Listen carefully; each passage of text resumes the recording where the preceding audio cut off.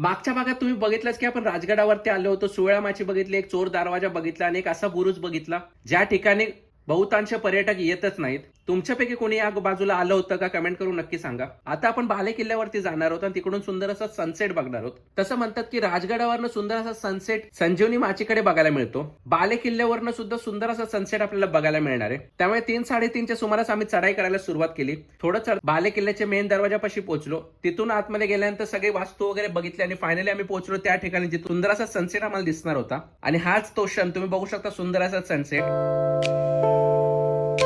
त्यानंतर लगोलगच आम्ही खाली उतरलो, कारण अंधार झाल्यानंतर बाले किल्ला उतरण्यास थोडं अवघड गेला. मग आम्ही थकून हारून पोहोचलो पद्मावती मंदिराकडे, जिथे आमचा आजचा रात्रीचा स्टे होणार होता. पण तिकडे काही मंडळी आली होती आणि थोड्याच वेळात सुंदर असं भजन कीर्तन चालू झालं आणि थोड्याच वेळात देवीची आरती सुद्धा होणार होती. तर तुम्ही सुद्धा या कार्यक्रमाचा आस्वाद घ्या.